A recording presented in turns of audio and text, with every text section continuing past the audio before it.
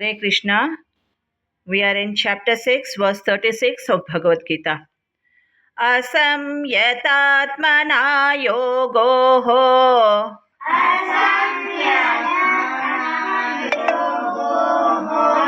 dushprapa iti me matihi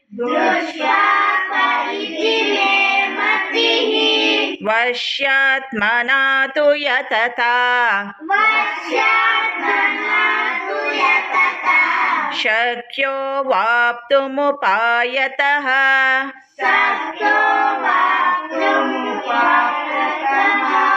We'll repeat. Asamyatatmana yogo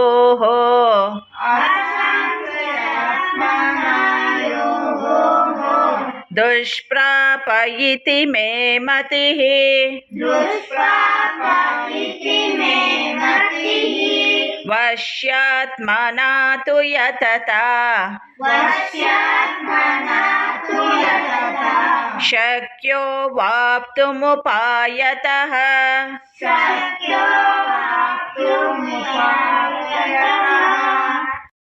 Hare Krishna, I'm Sunita Sunil with you in 2-minute Mahabharata stories. We are in chapter 6, verse 36 of Bhagavad Gita. As we have spoken many aspects of yoga and how it could be done, but Arjuna rejected it as it is very difficult to control the mind. But Sri Krishna tells it is achieved by a striving person who has brought their mind under control through proper means. Let us see the link what the Supreme Divine gives. It is to control the mind and success in yoga. As said, if one don't practice with determination, then yoga is not possible.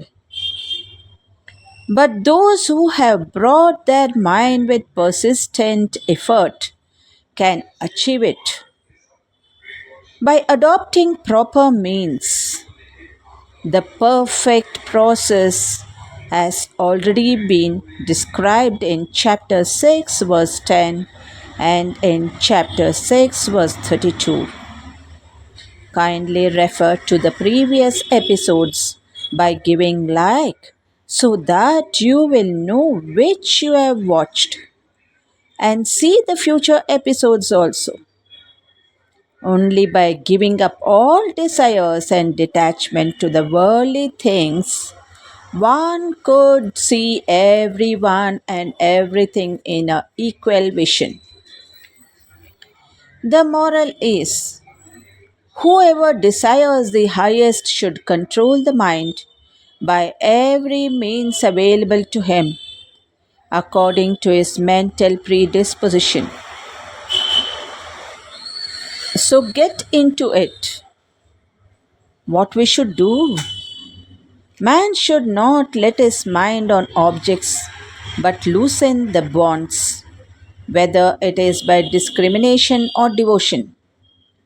This could be done by study of the Shastras, by listening to the Guru, the lectures, by being with devotees of Sri Krishna, or by chanting or meditating. Keep soothing flute, music, and meditate also. Do anything you like in devotional means to your comfort.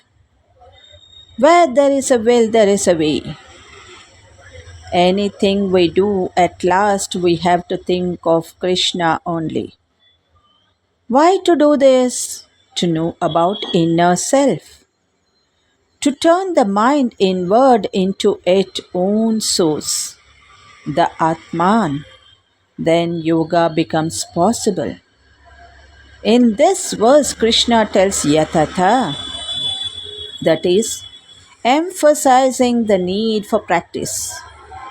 But he addresses the means, that is, who is weak, the dull, the idle, the negligent can never hope to achieve anything, even in worldly matters, then much less in spiritual life. Sincere and steady practice is necessary. Another idea Krishna gives is upayatha, that is, one should be clever and skillful in dealing with the mind. The dry disciple may not reach to good results, but skill need to succeed with this powerful enemy, the mind. For example, the great commanders advance or withdraw their forces for strategical reasons and gain ultimate victory. For example, while playing chess, one may give away a pawn to do checkmate. So one should deal with the mind as a deadly foe who should be conquered by firm action or by force or skill.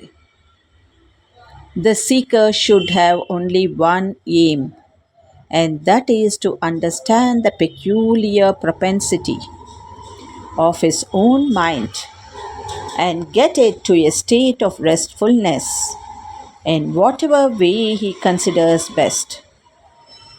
Anything to do, one should have faith on Sri Krishna. Do not have doubts about the success in the attempt. By His grace, one should certainly attain by practice and firm determination and self realization. It will be rendered possible for every seeker even in this life. The don'ts is also mentioned in this shloka. By engaging the mind in material enjoyment is like trying to ignite a fire while pouring water on it. Yoga practice without mental control is waste of time. It may be a show of yoga but useless as far as spiritual realization is concerned. What we should do? Control the mind by engaging it constantly in the transcendental, loving service of the Lord. Unless one is engaged in Krishna consciousness, he cannot steadily control the mind. A Krishna conscious person easily achieves the result of yoga practice without separate endeavor, but a yoga practitioner cannot achieve success without becoming Krishna conscious. Thank you. Good day to all of you.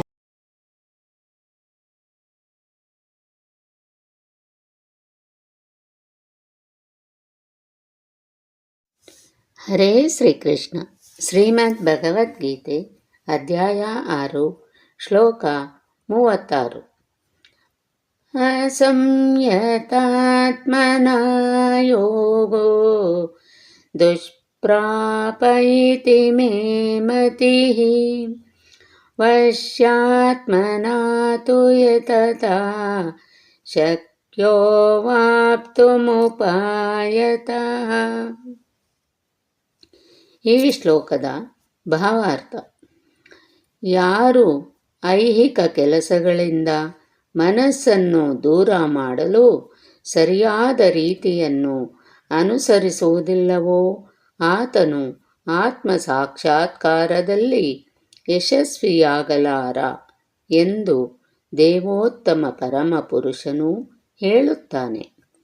ಮನಸ್ಸನ್ನು ಐಹಿಕ ಸುಖದಲ್ಲಿ ತೊಡಗಿಸಿ ಯೋಗಾಭ್ಯಾಸ ಮಾಡಲು ಪ್ರಯತ್ನಿಸುವುದೆಂದರೆ ಬೆಂಕಿಯ ಮೇಲೆ ನೀರನ್ನು ಹೊಯ್ಯುತ್ತಾ ಅದನ್ನು ಹೊತ್ತಿಸಲು ಪ್ರಯತ್ನಿಸಿದಂತೆ. ಮನಸ್ಸಿನ ಸಂಯಮವಿಲ್ಲದ ಯೋಗಾಭ್ಯಾಸವೆಂದರೆ ವ್ಯರ್ಥ ಕಾಲಹರಣ.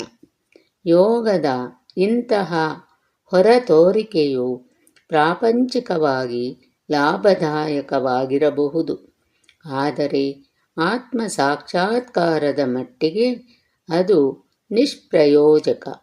ಆದುದರಿಂದ ಭಗವಂತನ ಆಧ್ಯಾತ್ಮಿಕ ಪ್ರೀತಿಪೂರ್ವಕ ಸೇವೆಯಲ್ಲಿ ಮನಸ್ಸನ್ನು ನಿರಂತರವಾಗಿ ತೊಡಗಿಸಿ ಅದನ್ನು ನಿಯಂತ್ರಿಸಬೇಕು.